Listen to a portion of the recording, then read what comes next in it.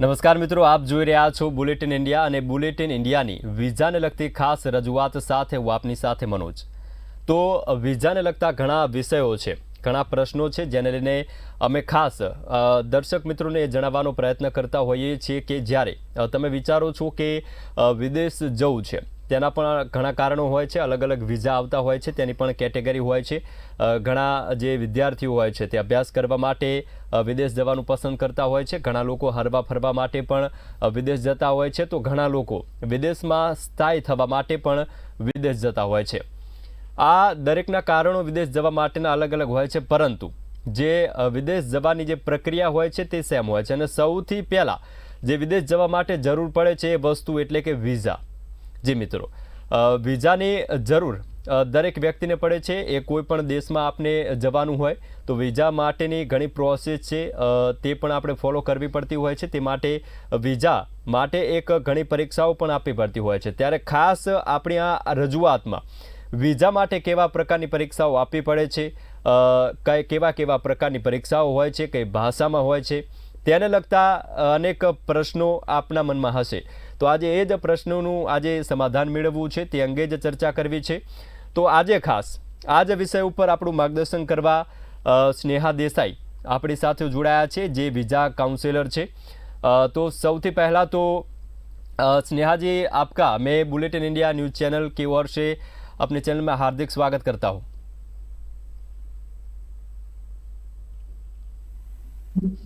Thank you जी. तो स्नेहा जी, हमारे ये जो वीजा को लेकर हमारे जो विशेष रजूआत है, हम हर बार एक नए विषय को लेकर हम दर्शक मित्रों के सामने प्रस्तुत होते हैं.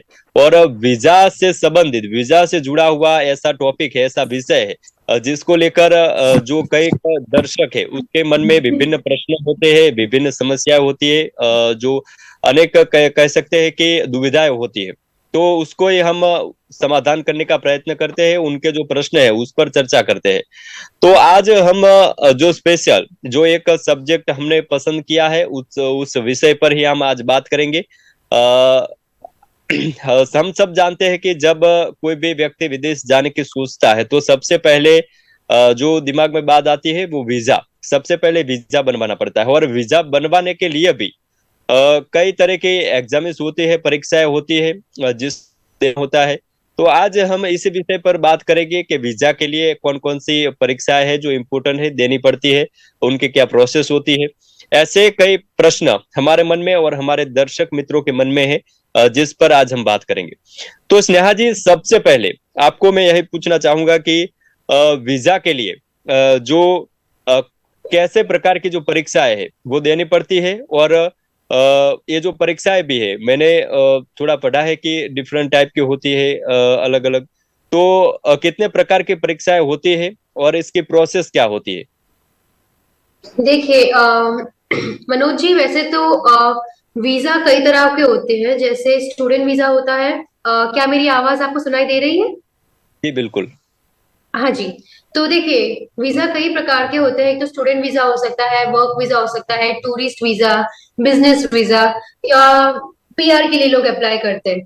तो जो मैं 3 वीजास के बारे में बात करना चाहूंगी, जहां पे मैक्सिमम लोग जाना पसंद करते हैं और सबसे ज्यादा फ्रिक्वेंट भी यहीं पे लोग अप्लाई करते हैं इन्हीं टाइप के वीजास के लिए. और इन्हीं में एक्चुअली एग्जाम्स की जरूरत भी पड़ती है. और वो एग्जाम्स है स्टडी, और वो वीजा है स्टडी वीजा के लिए, वर्क वीजा के लिए और पीआर के लिए.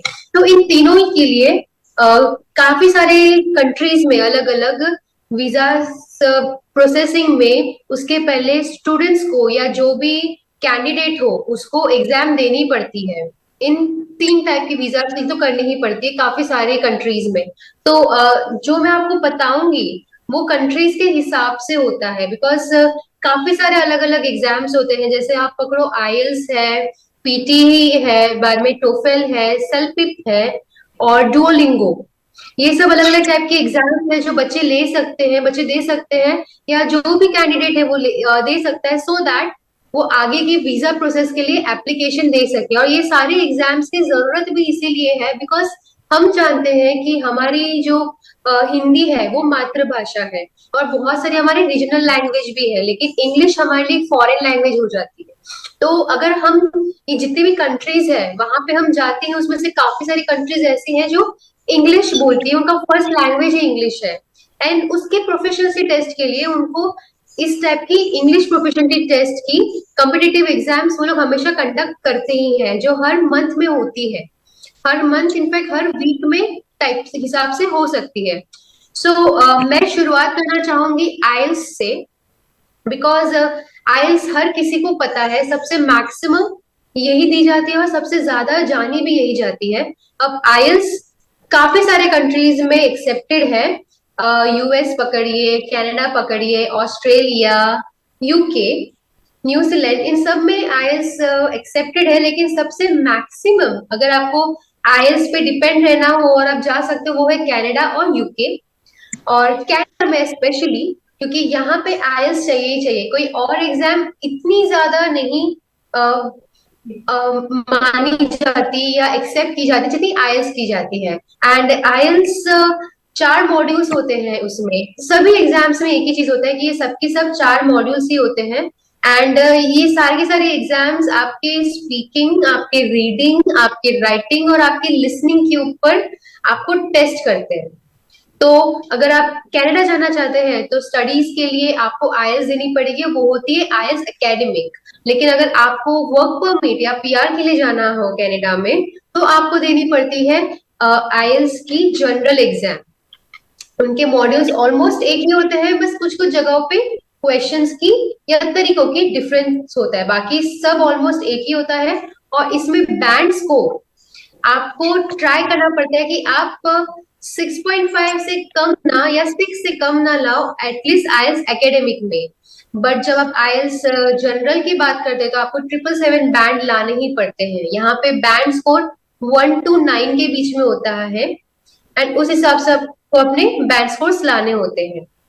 फिर उसके अलावा अगर आप यूएस जाना चाहो तो आपको टोफेल देनी पड़ती है। और अगर आप ऑस्ट्रेलिया या न्यूजीलैंड टारगेट कर रहे हो एकेडमिक्स के लिए तो आपको पीटी एंड टोफेल देनी पड़ती है। एंड रही बात यूके की, यूके के में आप आईएलटीएस दे सकते हो, और अगर अगर इन केस आपके आईएलटीएस के स्कोर कम हो जाए तो आप यूके वीआई, आईएलटीएस का यूके वीआई भी अभी एक नया नया स्टार्ट हुआ है, आप वो भी दे सकते हो, तब आप जाके यूके के लिए भी एलिजिबल होंगे। एंड टोफेल के लिए आप पकड़ो तो टोफेल के लिए आपको 1 to 65 to 100 इसके बीच में 65 to 75 के बीच में, सॉरी, मार्क्स लाने पड़ते हैं। पीटीई में आपको 35 to 55 के बीच में मार्क्स लाने होते हैं। और डिओलिंगो में आपको 110 to 120 का अगर आप स्कोर बना सको तो डुओलिंगो में कर सकते हैं।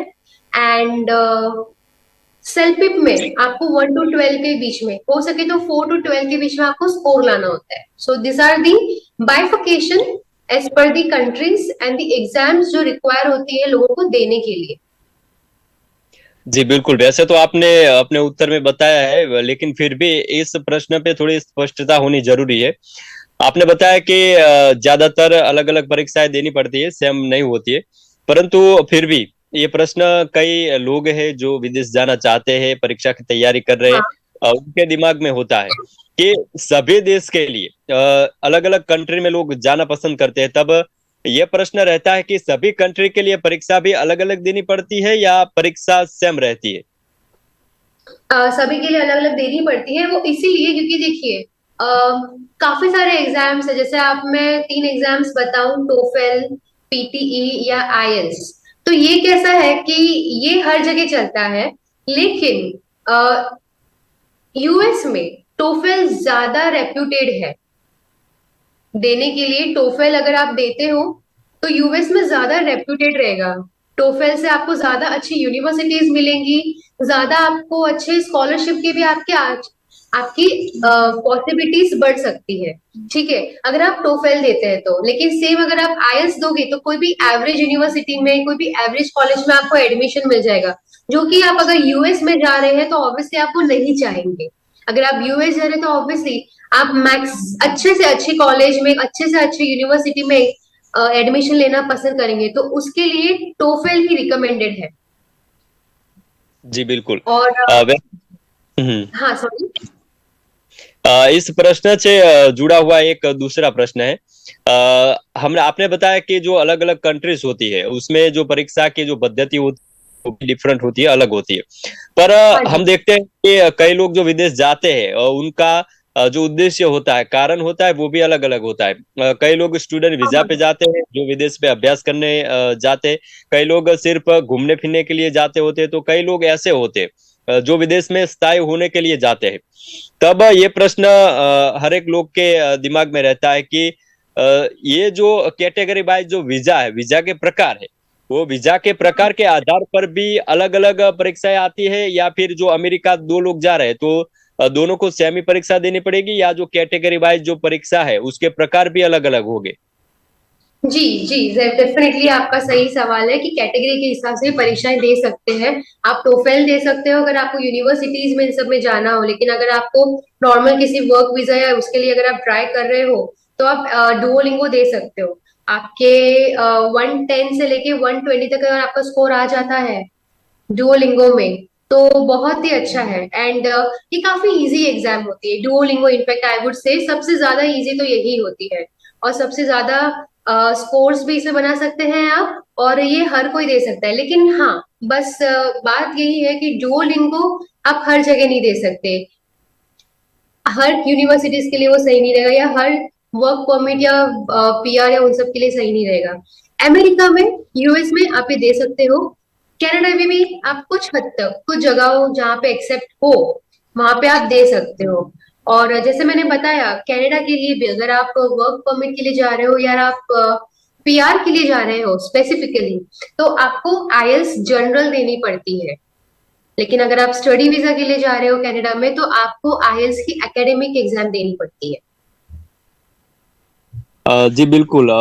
ज्यादातर लोग सोच तो लेते हैं कि विदेश जाना है, पर जब भी परीक्षा की बात आती है तो थोड़ा डर जाते हैं। और ज्यादातर गुजरात की हम बात करते हैं तो गुजरात में जो लोग डरते हैं वो भाषा से डरते हैं, क्योंकि अलग अलग देश में जाने के लिए अलग अलग जो उस देश की लैंग्वेज होती है, भाषा होती है, उनका ज्ञान भी आवश्यक होता है। ज्यादातर जो परीक्षाएं है वो इंग्लिश भाषा में ली जाती है। पर क्या ऐसा होता है कि आप जिस कंट्री में जाना चाहते हैं और उस कंट्री में जिस भाषा बोली जाती है, जो लैंग्वेज बोली जाती है, उसी भाषा हम्म। में हमें परीक्षा देनी होती है, या सिर्फ इंग्लिश में ही दी जाती है? नहीं नहीं नहीं जी, ऐसा बिल्कुल नहीं है। ये काफी लोगों में ये डर होता है, और ये बस उनका डर ही है। ऐसा बिल्कुल नहीं कि उनको उनकी भाषा सीखनी पड़ेगी। आपको सिर्फ इंग्लिश में ही देनी है जो भी एग्जाम है। देखिए कैसा है, बिकॉज इंग्लिश आप जानते हैं कि ग्लोबल लैंग्वेज है, ये हर जगह बोली जाती है। कुछ कुछ कंट्रीज है जहाँ पे, जैसे आप चाइना पकड़ो, जापान पकड़ो, उन सब की तो वैसे भी उनके लैंग्वेज में दे नहीं सकते। आप रशिया पकड़ो, आप जर्मन पकड़ो, तो इन सब कंट्रीज में डेफिनेटली लैंग्वेज बैरियर होता है, लेकिन इतना ज्यादा भी नहीं। ठीक है, वहां पे आप इंग्लिश भी बोलो तो चल जाएगा। जैसे मैंने अभी अभी आपको बताया कि इंग्लिश एक ग्लोबल लैंग्वेज है। बट कुछ कुछ कंट्रीज जैसे कनाडा पकड़ो, आप यूएस पकड़ो, यूके पकड़ो, न्यूजीलैंड, ऑस्ट्रेलिया, वो स्ट्रिक्टली स्पोकन इंग्लिश कंट्रीज है। तो उनको जो भी वो अंदर ले, जो भी वो एक्सेप्ट कर रहे हैं, जो भी एप्लीकेशन, तो उनकी ये रिक्वायरमेंट ही है स्ट्रिक्टली कि उसको इंग्लिश बोलना आना ही चाहिए। अदरवाइज उनके हिसाब से हम कैपेबल ही नहीं है कि हम उनकी गवर्नमेंट के रूल्स रेगुलेशंस और उनके कंट्री के जो भी कल्चर है उसको समझने के लिए वो हमको एक्सेप्ट नहीं कर पाएंगे अगर हमें इंग्लिश नहीं आती। एंड देखा जाए तो इंग्लिश एक्चुअली बहुत ही आसान लैंग्वेज है। इतना कोई दिक्कत आता भी नहीं है, क्योंकि आप जो भी मॉड्यूल देखो, आप जो भी एग्जाम उठाओ, उन सब में वो सिर्फ आपको चार जगहों पे वो लोग टेस्ट करते हैं, स्कोर करते हैं। वो है आपकी रीडिंग के हिसाब से, आपकी स्पीकिंग के हिसाब से, आपकी लिसनिंग और आपकी राइटिंग के हिसाब से। ये सिंपल एक इंग्लिश कम्युनिकेशन है जो अगर हमको सेट करना आ गया तो बस पार निकल गए। जी बिल्कुल। आपने बहुत ये बात का जिक्र किया, बहुत अच्छा हुआ। ज्यादातर लोगों में ये भी डर रहता है कि विदेश तो जाना चाहते हैं, एग्जाम भी देना चाहते हैं, पर क्या है कि इंग्लिश तो इतनी ज्यादा उनको आती नहीं है, इसलिए कहीं क्या है पीछे हट रहते हो। तो ऐसे लोगों में एक प्रश्न रहता है कि अगर हमें इंग्लिश भाषा का ज्ञान नहीं है, इंग्लिश हमें ज्यादा अच्छी तरह से नहीं आती है, तो क्या परीक्षा के लिए कोई दूसरा ऑप्शन हो सकता है या कोई और जो सुविधा हो कि ये एग्जाम ना देनी पड़े और किसी तरह से आप वीजा है उससे संबंधित जो प्रोसेस है वो पूर्ण कर सके?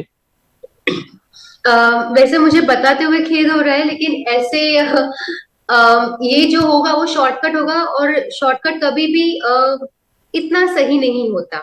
आपको ज्यादा डॉक्यूमेंट्स दिखाने पड़ेंगे, आपको ज्यादा प्रूफ करना पड़ेगा, जो भी है। काफी सारे कंट्रीज ऐसा भी बोलते हैं कि हम विदाउट इंग्लिश प्रोफिशिएंसी टेस्ट आपको ले सकते हैं, लेकिन वो सारे प्रोफाइल्स, वो जगह, वो तरीका कितना लीगल है और कितना सेफ है वो हम नहीं जानते। हमने तो वो चलो ट्राई कर लिया, लेकिन वो कितना सही रहेगा वो हम नहीं कह सकते। वो हर जगह नहीं एक्सेप्टेड है। हर जगह हम नहीं कह सकते कि आ, ये जगह अगर हमने नहीं दिया एग्जाम, बहुत सारे कॉलेजेस ऐसे भी है कनाडा की जो आईएलटीएस का स्कोर नहीं मानते, लेकिन वो कॉलेजेस कितनी अच्छी है स्टूडेंट्स के लिए उसका हम कुछ गारंटी नहीं दे सकते। उसके बाद स्टूडेंट्स वहां जाके सस्टेन कर पाएंगे या नहीं, उनको अच्छी जॉब मिलेगी या नहीं, वो भी हम नहीं कह सकते। हाँ, एक हद तक यूके में ऐसा अ, है एक्सेप्टेबल कि चलो अगर आपने आईएलटीएस नहीं दिया है तो आप एमओएफ अगर आप दो तो भी चलेगा, ठीक है। क्योंकि उससे आपको थोड़े ज्यादा डॉक्यूमेंट्स दिखाने पड़ेंगे, एंड उससे ज्यादा आपको प्रूव करना पड़ेगा कि आपका जो प्रोफाइल है वो अच्छा ही है, एंड आप वहां जाके काम भी करेंगे और पढ़ाई भी करेंगे, ये सब वहां से प्रूफ हो सकता है। लेकिन हर बार हम नहीं कह सकते कि जहां पे आपने लिया वो जगह सही है या नहीं। जी बिल्कुल। ज्यादातर केंद्र सरकार और गुजरात सरकार जो एग्जाम लेती है, कई अलग अलग भर्तियां होती है, उसमें तो क्या प्रोसेस होता है कि ऑनलाइन अभी सब हो गया, फॉर्म भरना होता है और जो प्रोसेस होती है वो फॉलो करनी पड़ती है।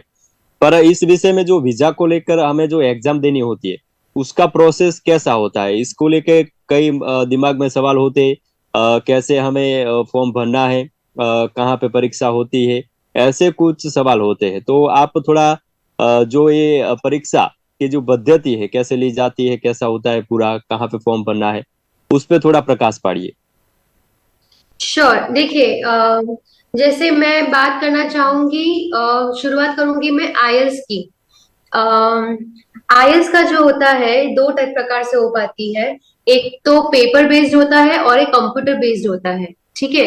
अब आईएलटीएस में ये जो पेपर बेस्ड है, मैक्सिमम बच्चे पेपर बेस्ड ही जाने के पीछे पड़े थे, बिकॉज हाँ, ये थोड़ा ज्यादा स्कोरिंग होता है, क्योंकि आपके हाथ में पेपर एंड पेन होता है। तो एक होता है हमारी आदत पेपर एंड पेन लेके अपने आप खुद से हम मार्क करते हैं, और फिर उसी हिसाब से हम समझ पाते हैं, तो वो हमारा कंफर्ट जोन होता है।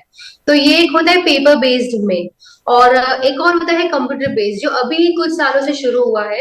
एंड कंप्यूटर बेस्ड में क्या होता है कि पूरा का पूरा एग्जाम आपका कंप्यूटर में ही लिया जाएगा। वो एक बेसिक डेस्कटॉप होता है, और आईडीपी का या ब्रिटिश काउंसिल का अपना खुद का सॉफ्टवेयर होता है उनका।